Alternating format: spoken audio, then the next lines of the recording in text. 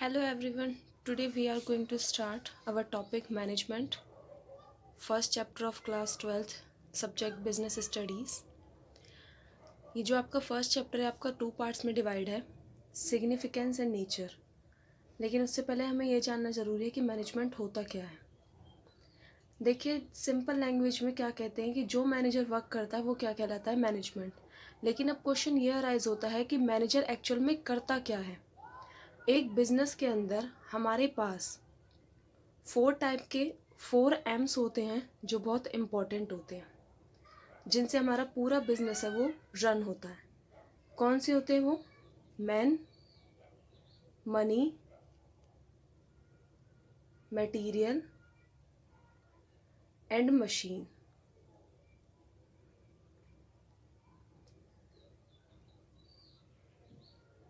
ये आपका social factor होता है और बाकी जो आपके तीनों फैक्टर होते हैं आपके फिजिकल फैक्टर होते हैं।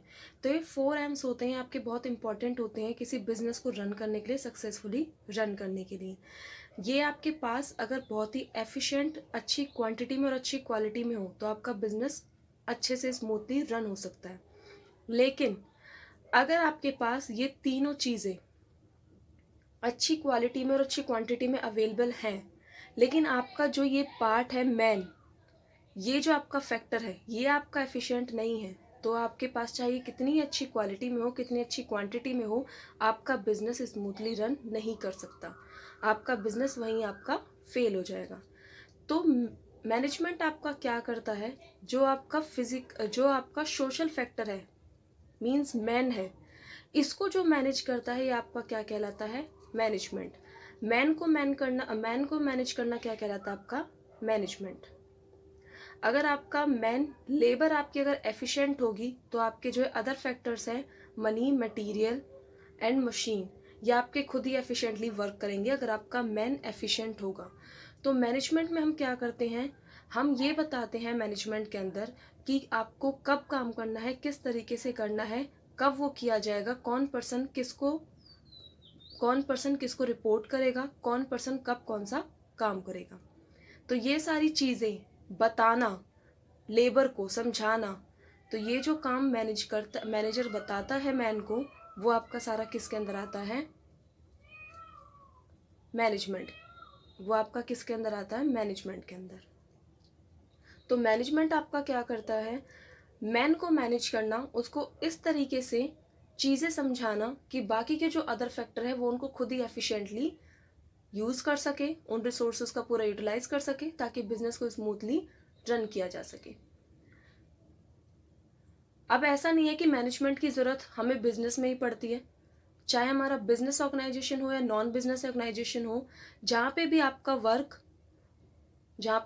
वर्क एक से ज़्यादा पर्सन कर रहे हैं या फिर फ्यूचर के लिए आपको सोच के चल रहे हो, वहाँ पे हमें किसकी ज़रूरत पड़ेगी, मैनेजमेंट की।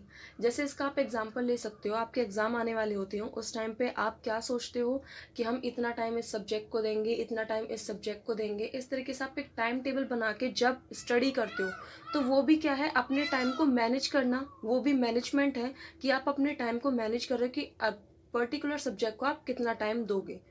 या फिर एक और एग्जाम्पल हो सकता है इसका कि जब भी आप कहीं ग्रुप में काम कर रहे हो, वहाँ पे किसकी ज़रूरत पड़ती है, मैनेजमेंट की। क्यों पड़ती है वहाँ पे ज़रूरत, क्योंकि बहुत सारे लोग होते हैं, तो उन लोगों को अगर आप समझाओगे नहीं कि कौन सा वर्क कौन पर्सन करेगा, तो उनकी अकाउंटेबिलिटी नहीं बनेगी, तो हर पर्सन क्या हो जाएगा, केयरलेस हो जाएगा, वो वर्क को अच्छे से नहीं करेगा, वो सोचेगा कि मैं नहीं कर रहा, दूसरा पर्सन वो काम कर लेगा। तो इस तरीके से हर पर्सन को उनकी ड्यूटीज समझाना, उनको बताना उन्हें कब करना है, कोई काम किस तरीके से करना है, रिसोर्सेज को जो उनके पास हैं, जो उनके पास फिजिकल फैक्टर्स हैं, उनको किस तरीके से यूज़ करना है, ये सब कुछ कौन बताता है, मैनेजर बताता है। तो मैनेजर का ये काम होता है और इसी को हम क्या कहते हैं, मैनेजमेंट। जब पहले बिजनेस स्मॉल स्केल पे होता था, उस टाइम पे एक ही पर्सन होता था काम को करने वाला, तो उसे मैनेजमेंट की इतनी ज़रूरत नहीं होती थी, वो खुद ही सारा काम कर लेता था। उसे पता था कि उसे ये काम अब करना है, इस तरीके से करना है। तो उस टाइम पे मैनेजमेंट इतना इम्पोर्टेंट था, लेकिन इतना इम्पोर्टेंट नहीं था। आज मैनेजमेंट बहुत ही ज़्यादा इम्पॉर्टेंट हो चुका है बिजनेस के लिए, क्योंकि बिजनेस आज बहुत ज़्यादा लार्ज स्केल पे होता है। इसलिए इसको 2 पार्ट्स में डिवाइड करते हैं हम इस चैप्टर को, नेचर एंड सिग्निफिकेंस। लेकिन इन टॉपिक पे बढ़ने से पहले आइए देखते हैं इसकी मीनिंग क्लियर करते हैं। चैप्टर के अकॉर्डिंग मीनिंग क्या कहता है इसका? Management is a process. Management क्या होती है? एक प्रोसेस होती है। प्रोसेस क्यों होती है? आप ये नहीं कह सकते एक पर्टिकुलर थिंग है। क्यों? क्योंकि जब तक आपका बिजनेस चलेगा आपको मैनेजमेंट करना ही होगा चीज़ों का। बिजनेस के साथ साथ मैनेजमेंट चलता है। ऐसा नहीं है कि आज आपने किसी चीज़ को मैनेज कर लिया और आप लाइफ टाइम के लिए फ्री हो गए, आपका बिजनेस स्मूथली चलता ही रहेगा। ऐसा कुछ नहीं होता। जैसे जैसे बिजनेस रन होता है मैनेजमेंट भी उसके साथ चलता रहता है। तो इसलिए क्या होती है? प्रोसेस होती है, कंटिन्यूस प्रोसेस होती है जो बिजनेस के साथ चलती ही रहती है। Of conducting A set of function, जिसमें हम क्या करते हैं, किसी एक काम को पूरा ना करके बहुत सारे हम फंक्शन यूज करते हैं चीज़ों को मैनेज करने के लिए, फैक्टर्स को मैनेज करने के लिए हम एक वर्क ना करके बहुत सारे फंक्शन करते हैं। तो इसलिए क्या कहते हैं उसे? Set of functions to get the work done in an efficient and effective manner. किस तरीके से चीज़ों को करना, किस तरीके से फंक्शन को करना कि जो हमारा काम हो रहा है वो कैसा हो, एफिशिएंट हो और इफेक्टिव मैनर में हो। एफिशिएंट का मतलब क्या है? कि हमारा जो काम है वो हमारा टाइम पे कंप्लीट हो। जैसे अभी कोई प्रोडक्ट है, मार्केट में उसकी डिमांड चल रही है, आपने उसका प्रोडक्शन स्टार्ट कर दिया कि चलो मार्केट में उसकी डिमांड चल रही है तो हम भी इसका प्रोडक्शन स्टार्ट कर देते हैं, बेनिफिट होगा, प्रॉफिट होगा। लेकिन अगर आप टाइम पे उस वर्क को कंप्लीट नहीं कर पाए, प्रोडक्शन नहीं कर पाए, तब तक उस प्रोडक्ट की डिमांड कम हो गई मार्केट के अंदर, तो आपने वर्क तो कंप्लीट कर लिया लेकिन वो टाइम पे नहीं हुआ, इसलिए वो आपका वर्क एफिशिएंट नहीं है। वहाँ पे आपका मैनेजमेंट क्या है? बेकार है। इसी तरह क्या होना चाहिए? वर्क इफेक्टिव होना चाहिए। इफेक्टिव का मतलब क्या है? कि आपका काम टाइम पे पूरा भी हो गया लेकिन आपकी कॉस्ट बढ़ गई। आपने अपने वर्क को पूरा करने के लिए क्या कर दिया? ज़्यादा रिसोर्सेज यूज़ किए, टेक्नोलॉजी बहुत अच्छी यूज़ की, उससे आपकी कॉस्ट बढ़ गई। तो वहाँ पे आपका वर्क तो पूरा हो गया, एफिशिएंट तो हो गया टाइम से, एफिशिएंट तो वर्क आपका हुआ, टाइम से पूरा हो गया, लेकिन वो इफेक्टिव नहीं है। क्यों? क्योंकि उससे आपकी कॉस्ट बढ़ी। अब मार्केट में इतने सारे कॉम्पिटिटर्स हैं, आपकी भले ही कॉस्ट बढ़ गई, आप प्राइस उतना अपनी कॉस्ट के अकॉर्डिंग चार्ज नहीं कर सकते। आप मार्केट में जो कॉम्पिटिटर्स हैं, अदर प्रोडक्ट्स हैं, उनके अकॉर्डिंग अपना प्राइस डिसाइड करते हो। तो यहाँ पे अगर आपकी कॉस्ट बढ़ जाती है तो आपको टाइम पे वर्क पूरा होने के बाद भी कोई प्रॉफिट नहीं होगा। तो इसलिए मैनेजमेंट का काम क्या है? मैनेजमेंट आपका वर्क को इस तरीके से, फंक्शन को इस तरीके से कंडक्ट करता है कि आपका जो वर्क है वो आपका एफिशिएंट भी हो, मींस टाइम से कंप्लीट भी हो, एंड इफेक्टिव मैनर में हो, मतलब जो भी काम किया जा रहा है उसकी कॉस्ट कैसी हो? लो हो। अब मैनेजमेंट की जो इंपॉर्टेंस है, जो सिग्निफिकेंस है, आप एक लाइन से उसका अंदाजा लगा सकते हो। Anything minus management is equal to zero.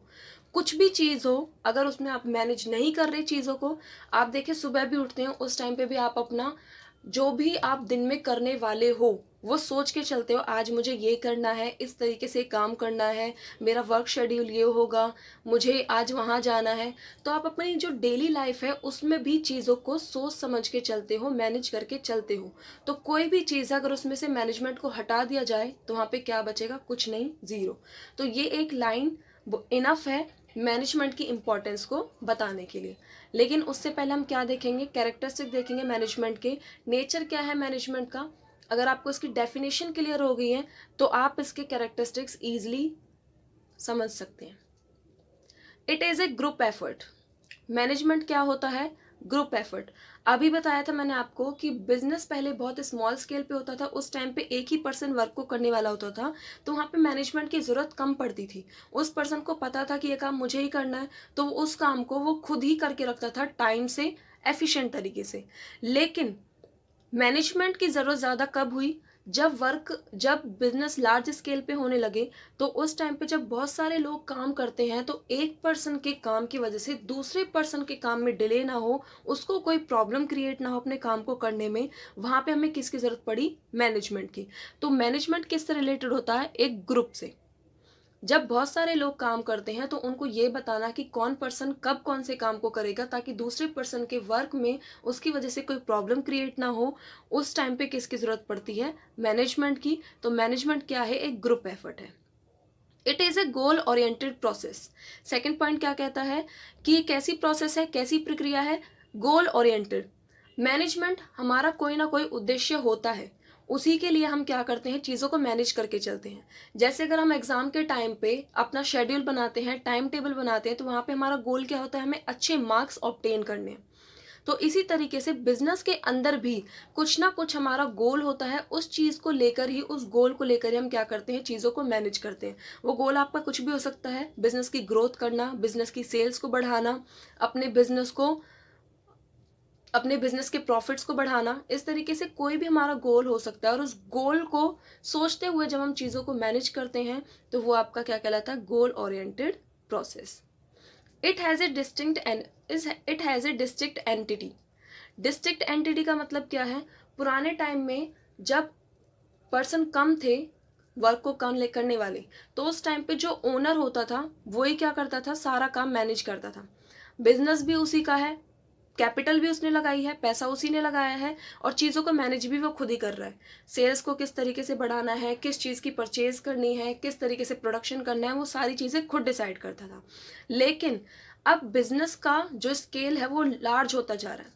तो इस टाइम पे ये पॉसिबल नहीं है कि जो ओनर है आपका वही आपका मैनेजर हो, वही चीज़ों को मैनेज कर पाए। तो इसलिए क्या होती है? इसकी एक सेपरेट एंटिटी होती है कि ज़रूरी नहीं है जिस पर्सन ने कैपिटल लगाई है वही मैनेजर हो, वही चीज़ों को मैनेज करे। ओनर कोई और हो सकता है, और मैनेजमेंट करने वाला चीज़ों को कोई और हो सकता है। यही आपका थर्ड पॉइंट कहता है, it has a distinct entity. Next 4 point कहता है आपका, it has an intangible force. कैसी फोर्स होती है? इंटेंजिबल। इंटेंजिबल का मतलब क्या होता है? ऐसी कोई चीज़ जिसको आप ना देख सको, ना टच कर सको, सिर्फ आप उसको फील कर सको। तो मैनेजमेंट भी क्या है? एक इंटेंजिबल फोर्स है। इंटेंजिबल फोर्स कैसे है? अगर आप बिजनेस के अंदर ये नहीं देख सकते कि मैनेजमेंट इस तरीके से हो रहा है तो ये अच्छा है, नहीं है, नहीं। आप उसको सिर्फ फील कर सकते हो। फील कैसे करोगे आप? जब आपका बिजनेस रैपिडली ग्रो कर रहा है, प्रॉफिट बढ़ते जा रहे हैं, आपके बिजनेस में लेबर आपकी सेटिस्फाइड है, तो उस टाइम पे आप क्या कहोगे? कि आपके बिजनेस के अंदर मैनेजमेंट अच्छा है। क्यों? क्योंकि बिजनेस रैपिडली ग्रो कर रहा है, उसको प्रॉफिट हो रहे हैं, उसका सर्वाइवल टाइम बढ़ता जा रहा है, सर्वाइवल पीरियड बढ़ता जा रहा है। तो उस टाइम पे जब ये सारी चीज़ें होती है तो कहा जाता है कि मैनेजमेंट अच्छा है। लेकिन अगर आपका business day by day decline होता जा रहा है, उसको कोई प्रॉफिट नहीं हो रहे, वो लॉस में चल रहा है, आपकी लेबर आपसे सेटिस्फाइड नहीं है, लेबर बार बार आपके बिजनेस को छोड़ के जा रही है, तो वहां पे आप क्या कहोगे? आपका मैनेजमेंट कैसा है? पुअर है। तो ये कैसी फोर्स होती है? इनटेंजिबल फोर्स, जिसको आप सिर्फ फील कर सकते हो बिजनेस के ग्रोथ से, बिजनेस के प्रॉफिट से। अगर वो दोनों बढ़ रही हैं, ग्रोथ हो रही है बिजनेस की, प्रॉफिट बढ़ रहे हैं, तो आप कहोगे मैनेजमेंट अच्छा है। लेकिन अगर आपकी ये चीज़ें डे बाय डे डिक्लाइन होती जा रही है तो आप क्या कहोगे? उस बिजनेस में मैनेजमेंट पुअर है। नेक्स्ट आता है आपका fifth point, it is a process. आपके मीनिंग में भी ये पॉइंट था कि मैनेजमेंट कोई चीज नहीं होती, मैनेजमेंट एक पर्टिकुलर थिंग नहीं होती है। क्या होती है? एक प्रोसेस होती है। प्रोसेस क्यों होती है? जब तक आपका बिजनेस चलता है तब तक उसके साथ मैनेजमेंट चलता ही रहता है। ऐसा नहीं है कि आज आपने किसी चीज को मैनेज कर लिया, आज कोई प्लान बना लिया और वो आपका पूरा लाइफ टाइम तक बिजनेस में चलता रहेगा। ऐसा नहीं होता। जैसे जैसे चेंजेस होते हैं, एनवायरनमेंट में चेंजेस होते हैं, सोशल फैक्टर, आप मैन को मैनेज कर रहे हो, मैन की जो साइकोलॉजी होती है, उसका जो बिहेवियर होता है वो टाइम टू टाइम चेंज होता रहता है। तो मैनेजमेंट में भी जो पॉलिसीज हैं, जो आप रूल्स अपना रहे हो, उनमें भी क्या करने पड़ते हैं? आपको चेंजेस करने पड़ते हैं टाइम टू टाइम। नई नई पॉलिसीज को अडॉप्ट करना होता है। तो इसलिए क्या है? एक प्रोसेस है। आप डेली उठते हो, आप ऐसा तो नहीं है कि आज आपने मैनेज कर लिया चीज़ों को, कि आज का आपने शेड्यूल बना लिया, मुझे ये करना है, इस तरीके से करना है, वैसे करना है, और आप कल भी वही फॉलो करो। नहीं, कल जैसे सिचुएशन चेंज होगी आप उसके अकॉर्डिंग नया टाइम टेबल बनाओगे, नया आपका मैनेज, नई आपकी चीज़ों, नए तरीके से अपनी चीज़ों को मैनेज करोगे। सेम ऐसे ही बिजनेस में होता है, जैसे ही सिचुएशन चेंजेस होती हैं, एनवायरनमेंट में चेंज आते हैं, उसी तरीके से आपको मैनेजमेंट के रूल्स एंड पॉलिसीज में भी चेंजेस करने पड़ते हैं। तो क्या होती है? एक प्रोसेस होती है, ना कि एक पर्टिकुलर थिंग। सिक्स पॉइंट क्या कहता है आपका, it is an inborn and acquired ability. कुछ लोगों का मानना है, पुराने जो लोग होते हैं वो क्या मानते हैं कि मैनेजमेंट क्या होते हैं, मैनेजमेंट जन्म लेते हैं, वो बनाए नहीं जाते, लोग ये कहते हैं। लेकिन ऐसा नहीं होता। आज के टाइम पे बहुत सारे फैसिलिटीज़ अवेलेबल हैं, कोर्स अवेलेबल हैं, तो अगर किसी पर्सन में मैनेजमेंट की क्वालिटी नहीं है तो वो उन्हें एक्वायर्ड कर सकता है। एक पर्टिकुलर डिग्री लेके, ट्रेनिंग लेके, एक्सपीरियंस लेके वो क्या कर सकता है, इस एबिलिटी को अपने अंदर एक्वायर कर सकता है। बस थोड़ा सा डिफरेंस ये है कि अगर किसी पर्सन में स्टार्टिंग से ही, जन्म के टाइम से ही ये मैनेज करने की चीज़ों को एबिलिटी ज़्यादा है तो वो बहुत जल्दी चीज़ों को सीखता है, बहुत जल्दी उसके अंदर ये चीज़ें आती हैं मैनेज करने की चीज़ों को, वो बहुत एफिशिएंटली वर्क को करना सीख जाता है। लेकिन ऐसा नहीं है कि आप बिल्कुल ही मैनेजमेंट को सीख नहीं सकते। मैनेजमेंट को सीखा जा सकता है, उस एबिलिटी को एक्वायर्ड किया जा सकता है अगर आपके अंदर वो इनबॉर्न नहीं है। तो मैनेजमेंट आपका दोनों तरह का होता है, मैनेजमेंट इनबॉर्न भी होता है, मैनेजमेंट की एबिलिटी को एक्वायर्ड भी किया जा सकता है। Next, it is a universal activity. कैसी होती है एक्टिविटी, यूनिवर्सल। यूनिवर्सल का मतलब है कि आप, ऐसा नहीं है कि आप एक पर्टिकुलर जगह पे हो वहीं आपको मैनेजमेंट की ज़रूरत पड़े। यूनिवर्सल का मतलब होता है आप वर्ल्ड में कहीं भी चले जाओ, किसी भी कोने में, आपको वहां पे किसी भी काम को करने के लिए मैनेजमेंट की ज़रूरत पड़ेगी। तो इसलिए इसको क्या कहा जाता है कि यूनिवर्सल एक्टिविटी, कि आप चाहे कहीं भी चले जाओ, आपको चीज़ों को एफिशिएंटली और इफेक्टिवली करने के लिए मैनेजमेंट की ज़रूरत पड़ती है। ऐसा नहीं है कि आप एक पर्टिकुलर जगह पे बिजनेस कर रहे हो, वहीं पे आपको इसकी ज़रूरत पड़े। और ऐसा भी नहीं है कि आपको बिजनेस के अंदर ही मैनेजमेंट की ज़रूरत पड़े। नॉन बिजनेस जो एक्टिविटी होती है उनके अंदर भी आपको किसकी ज़रूरत पड़ती है, मैनेजमेंट की ज़रूरत पड़ती है। जैसे आप इसका एग्जांपल ले सकते हो, आप जब कभी कोई मैच खेलने जाते हो, क्रिकेट का या किसी भी और स्पोर्ट्स का, तो उस टाइम पे आपकी टीम जो होती है उसको आप क्या करते हो, सारी चीज़ें बताते हो कि इस पर्सन को यहाँ खड़े होना है, इस पर्सन को वहाँ खड़े होना है, अब ये पर्सन ये काम करेगा। तो इस तरीके से उस टीम में भी क्या बताई जाती है, आपको बताई जाती हैं कि ये पर्सन इस तरीके से फील्डिंग करेगा, इस तरीके से बैटिंग करेगा, इस तरीके से मैच खेला जाएगा। सारी चीज़ें आप डिसाइड करके चलते हो। आप स्कूल्स में देखते हो, वहाँ पे भी आपका टाइम टेबल बना होता है, कब कौन सा पीरियड लगेगा, कब असेंबली होगी, कब आपकी रिसेस होगी। इस तरीके से वहाँ पे भी जो टाइम टेबल बनता है, तो वो नॉन बिजनेस एक्टिविटी है, लेकिन फिर भी वहाँ पे मैनेजमेंट की ज़रूरत पड़ती है। तो यूनिवर्सल एक्टिविटी होती है मैनेजमेंट, चाहे आपका बिजनेस हो या नॉन बिजनेस एक्टिविटी हो, हर जगह किसकी ज़रूरत पड़ती है, मैनेजमेंट की ज़रूरत पड़ती है। It is a social science. Social science क्यों कहा जाता है इसे, क्योंकि ह्यूमन क्या है, एक सोशल पर्सन है, वो और मैनेजमेंट किसका किया जाता है, मैनेजमेंट किसका करते हैं हम, एक ह्यूमन का ही करते हैं, मैन का ही करते हैं। तो क्योंकि एक पर्सन से रिलेटेड होता है मैनेजमेंट, तो इसलिए इसको क्या कहा जाता है, सोशल साइंस। नेक्स्ट पॉइंट है, it is a multi disciplinary. Multi disciplinary का मतलब क्या है कि आज भले ही मैनेजमेंट एक सेपरेट सब्जेक्ट बन चुका है, सेपरेट इसको एंटिटी मिल चुकी है, लेकिन फिर भी इसने क्या है, बहुत सारे जो अदर सब्जेक्ट हैं उनसे क्या किया है, अपने अंदर रूल्स एंड प्रिंसिपल को एक्वायर्ड किया है। जैसे साइकोलॉजी से क्या आया इसका, कि ह्यूमन को बिहेवियर को, ह्यूमन के नेचर को किस तरीके से एनालाइज किया जा सकता है, साइकोलॉजी से वो चीज़ आ गई आपकी। सोशल साइंस से क्या आ गई आपकी, कि ह्यूमन को हम कैसे मैनेज कर सकते हैं, वहाँ से आपकी ये चीज़ें आ गई। इकोनॉमिक्स, चीज़ों को किस तरीके से इफ़ेक्टिवली एंड एफिशिएंटली हमें पूरा करना है, वर्क को डन करना है। तो इस तरीके से अलग अलग सब्जेक्ट से, मैथ से, स्टैटिस्टिक्स से, साइकोलॉजी से, इन सब्जेक्ट से जो इसने रूल्स एक्वायर्ड किए हैं, प्रिंसिपल एक्वायर्ड किए हैं, उसी बेसिस पे इसको क्या कहते हैं, multi disciplinary. Next, it is a system. System क्यों है ये, क्योंकि मैनेजमेंट अगर बिजनेस के अंदर आप कर रहे हो, बिजनेस के अंदर क्या, अगर आप कहीं भी मैनेजमेंट कर रहे हो, तो वहाँ पे आप, ऐसा नहीं है कि एक पर्टिकुलर जो आपकी प्रॉब्लम है आप उसी के ऊपर फोकस करके उसी को मैनेज कर रहे हो। ऐसा नहीं होता। अगर कोई भी प्रॉब्लम आती है, आप क्या करते हो, पूरी जो चीज़ें, पूरी जो एक्टिविटी उस एक प्रॉब्लम से जो लिंक है, उन सारी एक्टिविटीज़ को, उन सारे फंक्शंस को आप एनालाइज करते हो, तब जाके उस प्रॉब्लम का आप सोल्यूशन निकालते हो। जैसे मान लीजिए आपका गोल है कि आप सेल्स को बढ़ाना चाहते हैं, तो अब सेल्स तो ऐसे बढ़ेगी नहीं, उससे जो चीज़ें लिंक है आपकी वो सारी आपको देखनी पड़ेंगी कि आपके पास फाइनेंस कितना है, परचेज डिपार्टमेंट कितना परचेज करेगा गुड्स को, और प्रोडक्शन फिर किस तरीके से प्रोडक्शन करेगा कि जिससे आपकी सेल्स बढ़ सके। तो अगर आप एक अपना ऑब्जेक्टिव रखते हो, उसके लिए आपको जितने भी उससे रिलेटेड डायमेंशंस है सबको आपको एनालाइज करना पड़ेगा। तो इसलिए क्या कहलाता है एक सिस्टम, कि इसमें आप पूरी एक प्रणाली को एनालाइज करते हो, ना कि एक किसी स्पेसिफिक प्रॉब्लम को। Next, it is a dynamic system. Dynamic का मतलब होता है जिसमें चेंजेस आते रहते हो। अभी बताया था कि मैनेजमेंट किसका किया जाता है, एक पर्सन का। तो एक पर्सन के बिहेवियर में, उसके नेचर में टाइम टू टाइम चेंजेस आते रहते हैं, तो उस अकॉर्डिंग हमें अपनी रूल्स एंड पॉलिसीज़ भी चेंज करनी पड़ती हैं। इसलिए क्या है एक डायनेमिक सिस्टम।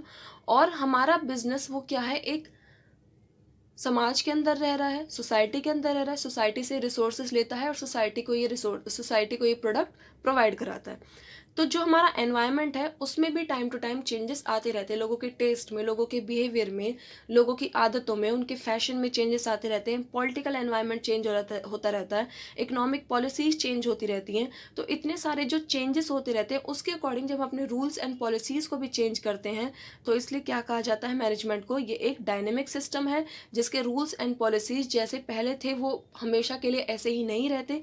जैसे ही ह्यूमन बिहेवियर में, जैसे ही एनवायरनमेंट में चेंजेस आते हैं, हमें अपनी रूल्स एंड पॉलिसीज भी चेंज करनी पड़ती है। It involves social responsibility. Management अपने अंदर क्या मान के चलता है, क्या लेके चलता है, सोशल रिस्पॉन्सिबिलिटी को भी लेकर चलता है। सोशल रिस्पॉन्सिबिलिटी का मतलब क्या है, एक बिजनेस क्या करता है, सोसाइटी के अंदर वो इस्टेब्लिश होता है, सोसाइटी के अंदर ही वो ग्रो होता है, तो उसकी रिस्पॉन्सिबिलिटी बनती है। और रिसोर्सेज को भी वो कहाँ से लेता है, सोसाइटी से ही लेता है। तो उसकी रिस्पॉन्सिबिलिटी बनती है कि जब इतनी सारी चीज़ें उसे सोसाइटी प्रोवाइड करा रही है, तो वो भी क्या करे, सोसाइटी के लिए कुछ चीज़ें करे।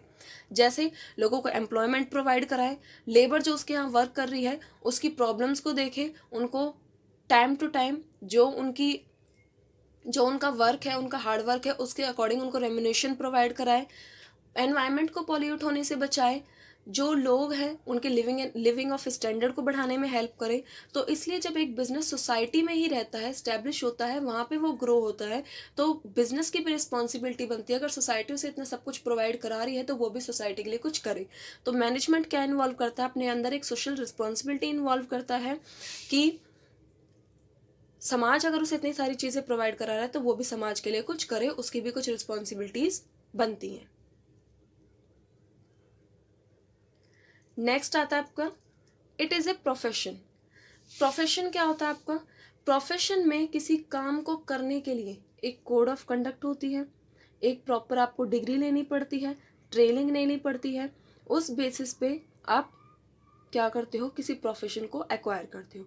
जैसे डॉक्टर हो गए, लॉयर हो गए, इन सब के लिए क्या है, आपको डिग्री लेनी पड़ती है, आपको ट्रेनिंग लेनी पड़ती है, एक्सपीरियंस लेना पड़ता है, तब जाके आप क्या करते हो, उस प्रोफेशन में एंटर करते हो। मैनेजमेंट अभी पूरी तरह से प्रोफेशन नहीं है, क्योंकि कहीं ना कहीं अभी इसके लिए जो रूल्स एंड प्रिंसिपल प्रोफेशन के लिए बने हैं वो पूरी तरह से इस पर अप्लाई नहीं होते। लेकिन फिर भी कई जगह पर इसको प्रोफेशन मान लिया गया है, जैसे जापान वगैरह में, वहाँ पे इसे प्रोफेशन मान लिया गया है। और धीरे धीरे ये इसको पूरी तरह से प्रोफेशन बनाने की कोशिश की जा रही है। तो इसको आप इसके फीचर में ऐड कर सकते हो कि मैनेजमेंट क्या है, एक प्रोफेशन है। It is both science and arts. Management क्या है, एक साइंस है और आर्ट्स भी है। साइंस क्या होती है, जिसके कुछ स्पेसिफिक रूल्स होते हैं और वो क्या करते हैं, कॉज एंड इफेक्ट में रिलेशन इस्टेब्लिश करते हैं। इसी तरीके से मैनेजमेंट भी क्या करता है, कॉज एंड उसका जो इफेक्ट पड़ेगा उन दोनों में रिलेशन को स्टैब्लिश करता है।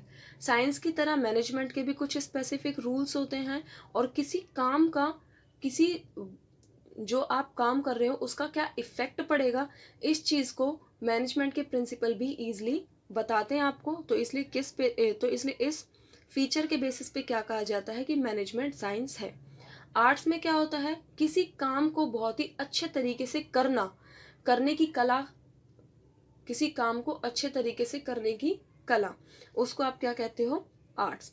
तो मैनेजमेंट के अंदर भी क्या करते हो, आप अभी उसकी मीनिंग में आपने देखा था कि किसी काम को इफेक्टिवली और एफिशिएंटली कंप्लीट करना, तो काम को अच्छे तरीके से करना, ये हम मैनेजमेंट के अंदर करते हैं। तो इसलिए मैनेजमेंट के अंदर आर्ट्स का फीचर भी होता है।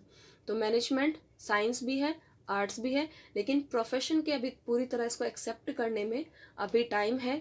अब इसको पूरी तरह से प्रोफेशन एक्सेप्ट नहीं किया गया है, लेकिन फिर भी बहुत जगह पर इसको प्रोफेशन मान लिया गया है, तो इसको प्रोफेशन आप कह सकते हो। नेक्स्ट आपका टॉपिक होता है ऑब्जेक्टिव ऑफ मैनेजमेंट। अब मैनेजमेंट किया जा रहा है तो उसके कुछ ऑब्जेक्टिव भी होंगे, कुछ उद्देश्य भी होंगे कि मैनेजमेंट आप क्यों कर रहे हो। इसके ऑब्जेक्टिव को 3 पार्ट्स में क्लासिफाइड किया जाता है: organisation objective, social objective, personal और इंडिविजुअल ऑब्जेक्टिव। ऑर्गेनाइजेशनल ऑब्जेक्टिव आपके क्या होते हैं? जो आपके बिजनेस से रिलेटेड जो ऑब्जेक्टिव होते हैं, उनके लिए जब उनको पूरा करने के लिए जो मैनेजमेंट करता है वो आपके क्या कहलाते हैं? Organisational objective. ऑर्गेनाइजेशनल ऑब्जेक्टिव देखिए कौन कौन से थे। फर्स्ट पॉइंट होता है सर्वाइवल। कोई भी बिजनेस जब स्टार्ट होता है वो चाहता है कि वो लंबे समय तक चले, वो लंबे समय तक अपने बिजनेस को रन करता रहे। कोई भी बिजनेस ये सोच के कभी नहीं चलता कि वो आगे फ्यूचर में खत्म हो जाए। बिजनेस हमेशा जब स्टैब्लिश होते हैं तो वो क्या सोच के चलते हैं कि फ्यूचर में लंबे समय तक वो सर्वाइवल करेंगे। तो इस उद्देश्य को कौन पूरा करता है? मैनेजमेंट। मैनेजमेंट क्या करता है? चीज़ों को, रिसोर्सेज को इफेक्टिवली यूज करता है, जिससे बिजनेस को प्रॉफिट होते हैं। प्रॉफिट होंगे तो बिजनेस अपने आप ही लॉन्ग टाइम तक सर्वाइवल करेगा। नेक्स्ट है प्रॉफिट। देखिए प्रॉफिट भले ही सेकंड पॉइंट है, लेकिन ये किससे लिंक है? पहले वाले पॉइंट से, सर्वाइवल से। एक बिजनेस का उद्देश्य क्या होता है? प्रॉफिट कमाना। कोई भी बिजनेस कभी भी ये सोच के नहीं चलता, बिना प्रॉफिट के उद्देश्य के कोई भी बिजनेस स्टैब्लिश नहीं होता। जब भी बिजनेस स्टैब्लिश होता है वो अपना उद्देश्य लेके चलता है कि उसको प्रॉफिट हो। तो जब उसको प्रॉफिट होंगे तो उसका जो पहला ऑब्जेक्टिव है सर्वाइवल, वो अपने आप ही उसका कंप्लीट हो जाएगा। थर्ड पॉइंट है ग्रोथ। ग्रोथ का मतलब क्या है? कोई भी बिजनेस जिस फॉर्म में वो स्टैब्लिश हुआ है वो कभी नहीं चाहेगा लाइफ टाइम तक वो ऐसे ही चलता रहे। हर बिजनेस चाहता है कि आज उसने अगर छोटे स्केल से, स्मॉल स्केल से अपने बिजनेस को स्टार्ट किया है तो आगे चल के फ्यूचर में उसका बिजनेस लार्ज स्केल पे हो, उसका बिजनेस एक्सपेंड हो, वो नई नई चीज़ों का प्रोडक्शन करें, उसकी ब्रांचेस ओपन हो। इस तरीके से जब बिजनेस की सेल्स बढ़नी शुरू हो जाती है, वो क्या करता है? चीज़ों में फ्रेंचाइजी लाना शुरू कर देते हैं। चीज़ों को पहले वो एक प्रोडक्ट का प्रोडक्शन कर रहे थे, अब उसके साथ वो किसी दूसरे प्रोडक्ट का भी प्रोडक्शन करने लगे हैं। तो इस तरीके से ग्रोथ करना बिजनेस को, छोटे पहले वो कम लोग उसमें काम कर रहे थे, कम सेल्स थी, अब वो आपकी सेल्स बढ़ गई है। तो इस तरीके से बिजनेस क्या चाहता है? हमेशा ग्रोथ करना चाहता है। तो वो उसका जो ऑब्जेक्टिव है वो भी कौन पूरा करता है? मैनेजमेंट। मैनेजमेंट जब चीज़ों को मैनेज करके चलेगा, हर चीज़ को बताएगा कि कहाँ किस तरीके से कैसे करना है, तो बिजनेस को अपने आप प्रॉफिट होंगे। प्रॉफिट होंगे तो उसकी ग्रोथ भी अपने आप होगी, क्योंकि प्रॉफिट होंगे, उसी प्रॉफिट को वो क्या करेगा? बिजनेस में आगे चल के इन्वेस्ट करेगा। कोई भी पर्सन ऐसा नहीं है कि एक बार उन्होंने पैसा लगाया है तो वो चाहेंगे कि जो उन्होंने कैपिटल लगाया उसके बदले में उन्हें रिटर्न मिले। वो ऐसा नहीं है कि हर बार हर साल अगर उनको लॉस हो रहा है तो अपनी तरफ से पैसा लगाते जाएंगे। नहीं, ऐसा नहीं होता। वो क्या करते हैं? मैनेजमेंट चीज़ों को इस तरीके से मैनेज करता है कि बिजनेस को प्रॉफिट हो। प्रॉफिट होंगे तो उस प्रॉफिट को बिजनेस के अंदर फिर से इन्वेस्ट करेंगे। इन्वेस्ट करेंगे तो बिजनेस की ग्रोथ होगी। बिजनेस की ग्रोथ होगी तो बिजनेस अपने आप ही लॉन्ग टाइम तक सर्वाइवल करेगा। तो ये जो तीनों इसके ऑब्जेक्टिव हैं, ऑर्गेनाइजेशन ऑब्जेक्टिव, ये एक दूसरे से जुड़े हुए हैं। अगर एक ऑब्जेक्टिव पूरा होना शुरू होता है, मीन्स प्रॉफिट अगर उसको मिलने शुरू हो जाते हैं, तो उसके बाकी 2 ऑब्जेक्टिव भी कंप्लीट होना शुरू हो जाते हैं। नेक्स्ट आता है आपका सोशल रिस्पॉन्सिबिलिटी। अभी बताया था कि जो आपका बिजनेस है वो क्या करता है? एक सोसाइटी के अंदर रहता है, सोसाइटी के अंदर स्टैब्लिश होता है, सोसाइटी से ही वो रिसोर्सेज लेता है। जितने भी रिसोर्सेज हैं, मैन हो गया, मटेरियल हो गया, ये सारे उसको कहाँ मिलते हैं? सोसाइटी से ही मिलते हैं। तो उसकी रिस्पॉन्सिबिलिटी बनती है कि वो सोसाइटी के लिए कुछ करे। तो इस ऑब्जेक्टिव को क्या कहते हैं हम? Social objective, social responsibility. देखिए कौन कौन से ऑब्जेक्टिव हैं जो इसके अंदर इंक्लूड करते हैं हम। फर्स्ट है मेक एम्प्लॉयमेंट, लोगों को रोजगार प्रोवाइड कराना। आपके बिजनेस का उद्देश्य क्या होना चाहिए? कि जितने लोग, जिस सोसाइटी में आप रह रहे हो, जहाँ पे आपका बिजनेस इस्टेब्लिश हुआ है, आपको कोशिश करनी चाहिए कि ज़्यादा से ज़्यादा लोगों को आप रोजगार उपलब्ध कराओ। Save environment. सेव एनवायरनमेंट मतलब आपका बिजनेस इस तरीके का होना चाहिए कि उससे आपका एनवायरनमेंट पॉल्यूटेड ना हो। जो सोसाइटी आपको रिसोर्सेज प्रोवाइड करा रही है उनको आपको रैपिडली ख़त्म नहीं करना, उनको बहुत ही एफिशिएंट तरीके से, इफ़ेक्टिव तरीके से आपको यूज़ करना है, ताकि जितने भी लोग हैं वो सब उन रिसोर्सेज का बेनिफिट ले सकें। तो इस तरीके से एनवायरनमेंट को सेव करना, ये भी क्या है, बिजनेस की सोशल ऑब्जेक्टिव, मैनेजमेंट का एक सोशल ऑब्जेक्टिव। नेक्स्ट आपका help in increase standard of living. जब लोगों को एम्प्लॉयमेंट मिलेगी, उनकी इनकम बढ़ेगी, इनकम बढ़ेगी तो वो चीज़ों को परचेज करने के कैपेबल होंगे। चीज़ों को जब वो परचेज करने के कैपेबल होंगे तो उनका स्टैंडर्ड ऑफ लिविंग इंक्रीज होगा। तो इस तरीके से उनके जब रहन सहन का तरीका बदलेगा, वो अच्छी चीज़ों को अफोर्ड कर पाएंगे, गुड क्वालिटी के प्रोडक्ट्स वो जब परचेज कर पाएंगे तो उनका स्टैंडर्ड ऑफ लिविंग इंक्रीज होता है। और ये आपका किस पॉइंट से जुड़ा, फर्स्ट पॉइंट से, मेक एम्प्लॉयमेंट। जब लोगों को एम्प्लॉयमेंट मिलेगी तो उनकी इनकम बढ़ेगी, इनकम बढ़ेगी तो अपने आप ही उनका स्टैंडर्ड ऑफ लिविंग बढ़ना शुरू हो जाएगा। तो ये हैं आपके सोशल ऑब्जेक्टिव जो मैनेजमेंट को पूरे करने होते हैं, क्योंकि सोसाइटी उसे बहुत सारी चीज़ें प्रोवाइड कराती है तो उसकी भी रिस्पॉन्सिबिलिटी बनती है वो सोसाइटी के लिए कुछ करे।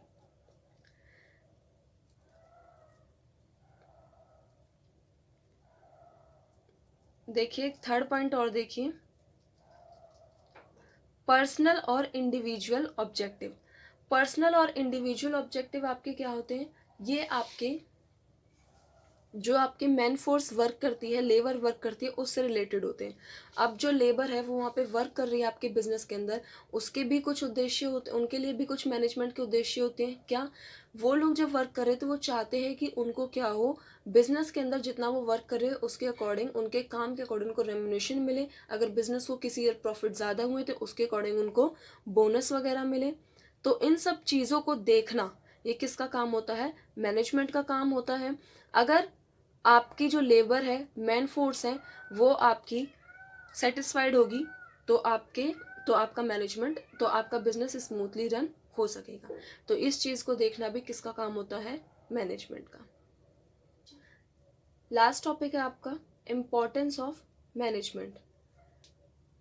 मैनेजमेंट की क्या इम्पोर्टेंस है, क्यों ज़रूरत पड़ी मैनेजमेंट को, इसको आप नीड भी बोल सकते हो, need and importance of management. Management क्यों ज़रूरी है हमारे लिए।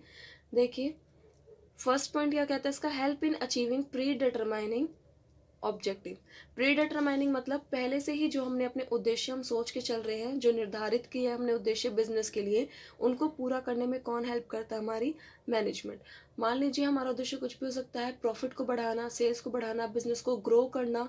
तो इस तरीके से इन उद्देश्यों को पूरा करने में हमारी कौन हेल्प करता है, मैनेजमेंट। मैनेजमेंट काम को इस तरीके से ऑर्गेनाइज करता है, इस तरीके से मैनेज करता है कि जो हमारे उद्देश्य है वो हमारे टाइम से पूरा हो जाए, इफेक्टिवली, एफिशिएंटली वो हमारा काम पूरा हो जाए। तो इसलिए मैनेजमेंट की ज़रूरत है बिजनेस के अंदर अपने ऑब्जेक्टिव को, जो हमने पहले से ऑब्जेक्टिव सोचे हुए उनको अचीव करने में। Maximum utilisation of resources. जो आपके पास रिसोर्सेस होते हैं, मटेरियल हो गया, मशीन हो गई, मनी हो गई, इन सब का मैक्सिमम यूटिलाइजेशन करना, वेस्टेज को कम करना, कम से कम रिसोर्सेज के अंदर टाइम को, कम से कम रिसोर्सेज के अंदर काम को पूरा करना, ये सब कौन देखता है, मैनेजमेंट। अभी बताया था कि अगर आपका काम टाइम से पूरा हो रहा है लेकिन आप रिसोर्सेज की वेस्टेज बहुत कर रहे हो, एक तो आपकी कॉस्ट बढ़ जाएगी उससे, और दूसरा क्या होगा, रिसोर्सेज है वो रैपिडली हमारे ख़त्म होने शुरू हो जाएंगे, जिससे क्या है, जो कि गलत है। क्योंकि अगर रिसोर्सेज हमारे इतनी रैपिडली ख़त्म होंगे तो आगे चल के फ्यूचर के लिए बिजनेस करने के लिए वो नहीं रहेंगे। तो इसलिए रिसोर्सेज का मैक्सिमम यूटिलाइजेशन कौन ये चीज़ देखता है, मैनेजमेंट।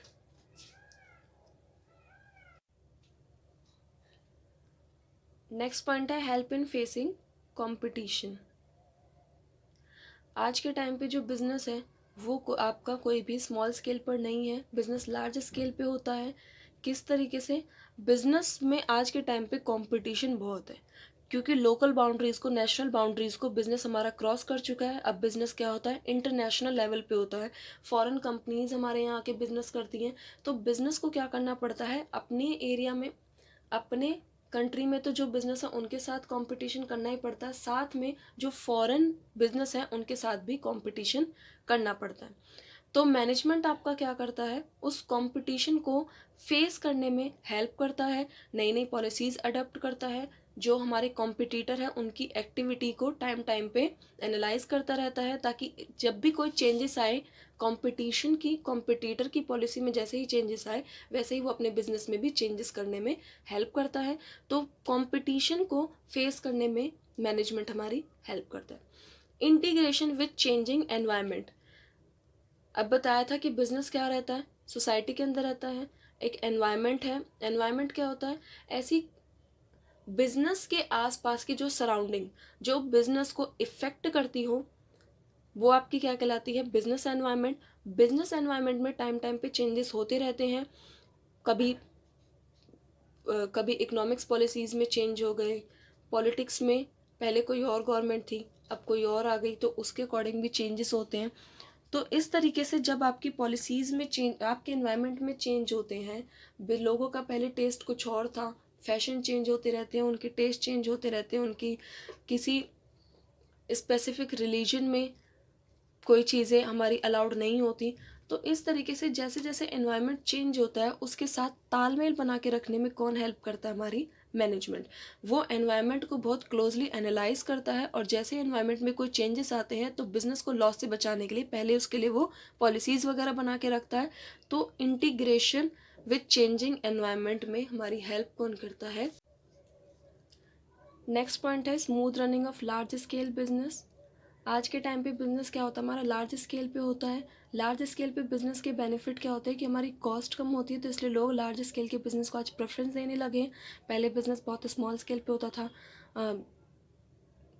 कम लोगों के साथ काम किया जाता था, तो उस टाइम पे सेल्स भी कम होती थी, प्रोडक्शन भी कम होता था, तो लोग कम थे तो चीज़ों को मैनेज करना ईजी रहता था। लेकिन आज के टाइम पे जब हमारी कॉस्ट कम होती है लार्ज स्केल पे बिजनेस करने से, तो लोग प्रेफरेंस देने लगे हैं, बिजनेस प्रेफरेंस देने लगे हैं लार्ज स्केल को। तो वहाँ पे बहुत सारे लोगों के साथ काम किया जाता है। अब जब बहुत सारे लोग एक रूफ के नीचे काम करेंगे तो वहाँ पे बहुत सारी प्रॉब्लम भी क्रिएट होगी। लेकिन इन सबको स्मूथली रन करने में कौन हेल्प करता है, हमारी मैनेजमेंट। वो हर पर्सन को बता देता है कि कौन पर्सन क्या काम करेगा, किस तरीके से करेगा, कब करेगा, किन रिसोर्सेज को कब कैसे किस तरीके से यूटिलाइज करना है। तो इन सबको जब पहले से ही डिफाइन करके रखता है मैनेजमेंट, तो बिजनेस हमारा कैसे होता है, स्मूथली रन होता है। Good organisational structure. Good organisational structure का मतलब क्या है कि एक बिजनेस के अंदर जितने भी लोग हैं, कौन किसका सबऑर्डिनेट रहेगा, कौन किसका सुपरवाइजर रहेगा, कौन को किसको किससे ऑर्डर मिलेंगे, किसको कौन पर्सन रिपोर्ट करेगा, ये सारे रिलेशन जब पर्सन्स को पता होते हैं, लेबर को और उनके जो मैनेजमेंट जो उनके सुपरवाइजर होते हैं उन सबको पता होते हैं, तो वो क्या कह जाता है कि बिजनेस का जो ऑर्गेनाइज स्ट्रक्चर है वो गुड है, साउंड है। तो ये सब चीज़ों में हेल्प कौन करता है, मैनेजमेंट। क्योंकि मैनेजमेंट के अंदर वो पहले से ही हर पर्सन को डिफाइन कर देता है कौन पर्सन क्या काम करेगा, कब करेगा, किस तरीके से करेगा, किस पर्सन को किस सुपरवाइज़र को रिपोर्ट देनी है, किसके लिए वो काम करेगा, कब उसको किस टाइम पे काम पूरा करके देना है। तो इस तरीके से जितने भी लोग हैं उनके जो रिलेशंस हैं वो क्लियरली डिफाइन होते हैं। तो उस टाइम पे क्या कहा जाता है कि इस बिजनेस का जो स्ट्रक्चर है वो गुड है। और ये कौन करता है, management. Good labour owner relationship. पहले टाइम पे क्या होता था, ओनर सोचते थे कि पैसा हमने लगाया है, कैपिटल हमने लगाई है, लेबर को आप जितना डरा धमका के रखोगे वो उतना ही एफिशिएंटली वर्क करेगी। लेकिन आज के टाइम पे ऐसा नहीं होता, लेबर यूनियंस बन चुकी है, लेबर जो है आपकी बहुत ज़्यादा अटेंटिव हो चुकी है। तो वो ओनर का जो भी टॉलरेंस है वो बर्दाश्त नहीं करती, अब उनका जो वो डरा धमका के रखते हैं उसको वो बर्दाश्त नहीं करती। तो इस टाइम पे मैनेजमेंट क्या करता है, लेबर के और ओनर के बीच में जो रिलेशनशिप है उसको गुड इस्टेब्लिश करने की कोशिश करता है, अच्छा इस्टेब्लिश करने की कोशिश करता है। लेबर की जो प्रॉब्लम्स होती हैं वो ओनर को एक्सप्लेन करता है। ओनर लेबर से क्या चाहती है, क्या एक्सपेक्टेशन रखती है, वो कौन डिफाइन करता है, मैनेजमेंट डिफाइन करता है लेबर्स को। लेबर को अपने काम के बदले में कितना रेम्युनरेशन मिलना चाहिए, कितना बोनस मिलना चाहिए, प्रॉफिट में उनका कितना शेयर होना चाहिए, ये सारी चीज़ें भी कौन मैनेज करता है, कौन इनको देखता है, मैनेजमेंट। तो इस तरीके से दोनों के बीच में रिलेशन को कौन अच्छा बनाता है, मैनेजमेंट। और जब दोनों के बीच में रिलेशंस अच्छे होंगे तो बिजनेस भी हमारा क्या होगा, स्मूथली रन होगा। नेक्स्ट है research and investment. Research and investment का मतलब यहाँ पे ये नहीं है कि किसी लैब के अंदर आप कोई एक्सपेरिमेंट कर रहे हो। रिसर्च एंड इन्वेस्टमेंट का मतलब क्या है कि जब से मैनेजमेंट स्टार्ट हुआ है बिजनेस के अंदर से, उस टाइम पे नई नई टेक्निक्स, नई नई पॉलिसीज़, नए नए मेथड्स आ रहे हैं काम को करने के। यहाँ पे रिसर्च का मतलब क्या है कि मैनेजमेंट क्या करता है, अपनी बिजनेस, अपनी जो चीज़ें हैं, अपनी जो प्रोडक्शन पॉलिसीज़ हैं, उनको इम्प्रूव करने की कोशिश करता है, नई नई टेक्नोलॉजी लाने की कोशिश करता है, नए मेथड लाने की कोशिश करता है। टाइम टाइम पे वो मार्केट देखता है, मार्केट को ये देखता है कि कहाँ पे उसका प्रोडक्ट, कहाँ पे उसके प्रोडक्ट की सेल अच्छी हो सकती है। तो इस तरीके से नई मार्केट को खोजना भी, नई मार्केट को सर्च करना भी क्या कहलाता है, रिसर्च। और उसी के अकॉर्डिंग बिजनेस में, और इससे क्या होता है, हमारा बिजनेस स्मूथली रन होता है, नई नई पॉलिसीज़ आती हैं, नए मेथड्स अडॉप्ट होते हैं। और ये सारी चीज़ें कौन इस्टेब्लिश करता है बिजनेस के अंदर, मैनेजमेंट। नेक्स्ट है सोशल रिस्पॉन्सिबिलिटीज़। ऑब्जेक्टिव में भी आपने पढ़ा हुआ है। सोशल रिस्पॉन्सिबिलिटी का मतलब क्या है, मैनेजमेंट किस चीज़ को एश्योर करता है कि जब सोसाइटी में कोई मैनेजमेंट, सोसाइटी में कोई बिजनेस आपका इस्टेब्लिश हुआ है, सोसाइटी में कोई बिजनेस आपका चल रहा है, तो वहाँ से अगर वो रिसोर्सेज ले रहा है, वहाँ सोसाइटी अगर उसे इतनी सारी चीज़ें प्रोवाइड करा रही है, तो उनके लिए जो रिस्पॉन्सिबिलिटी बनती है उनको पूरा करने में कौन हेल्प करता है, मैनेजमेंट। तो इस तरीके से मैनेजमेंट किस चीज़ के लिए भी इम्पॉर्टेंट है, सोशल रिस्पॉन्सिबिलिटी के लिए। नेक्स्ट है इंक्रीज प्रॉफिट। कोई भी बिजनेस है वो प्रॉफिट के मोटिव को पीछे रखते हुए अपना बिजनेस रन नहीं कर सकता। हर बिजनेस का मेन उद्देश्य क्या होता है, प्रॉफिट कमाना। क्योंकि अगर उसके बिजनेस में प्रॉफिट होंगे तो वो उसको फर्दर इन्वेस्ट कर सकेगा और उसी से उसकी क्या होगी, ग्रोथ होगी। तो इस तरीके से प्रॉफिट को इंक्रीज करने में कौन हेल्प करता है, हमारी मैनेजमेंट। क्योंकि चीज़ों को ऑर्गेनाइज करके चलता है वो। अब पहले से ही एक गोल बना के, बिजनेस का गोल हमेशा क्या होता है, प्रॉफिट को कमाना।